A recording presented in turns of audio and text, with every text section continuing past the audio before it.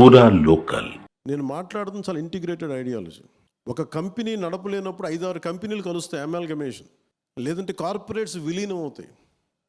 అంటే సర్వైవల్ కోసం విలీనం అవుతున్నప్పుడు ఈ సమాజం కోసం ఎన్ని రకాల ఐడియాలజీని కలిపితే ఎప్పుడు మారుతూ ఉంది ఐడియాలజీ. మార్పు నిరంతరం. కానీ వచ్చే మార్పు అది మరింత ప్రగతి బాట వైపు ఉందా, లేదంటే పురోగత అధోగత అని చూసుకోవాలి మనం. సో మార్పు అనేది అనివార్యం. కానీ మార్పు ముందుకెళ్తుందా వెనక్కి వెళ్తుందా అని చూసుకుంటే నేను అనుకున్నది ఇది ఎసెన్షియల్లీ పాలిటిక్స్. కులం మీద నన్ను నడపలేం.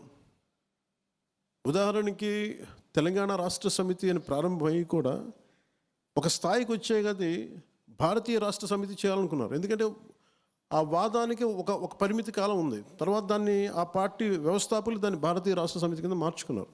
అంటే ఇది మార్పు అనేది అనివార్యం. Maybe it is for better. దీన్ని అలా చూడాలి. అంతేగాని దాన్ని తప్పు పట్టడాలు ఇవే ఉండవు. ఒకరోజు ఇది అనుకున్నాను, ఇంకో రోజు అనుకున్నాను. నేను అట్లా అనుకోలే. ప్రారంభించినప్పుడే ఐఎమ్ వెరీ క్లియర్. ఈ 7 మాట్లాడాలి, ఈ 7 చుట్టే తిప్పుతాం. మీరు ఏమి తిప్పినా మీరు ఇంకోటి మార్చుకుని ఇంకోటి అనుకున్నా నేనైతే మారలేదు. ఇవే నిలబడతాయి.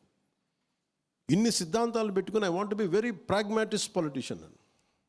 అంటే రిజల్ట్ ఓరియంటెడ్ పొలిటీషియన్. నేను కూర్చోబెట్టి చాలా ఐడియలిస్టిక్గా నేను కూర్చోబెట్టి ఖద్దరు బట్టలు వేసుకుంటాను.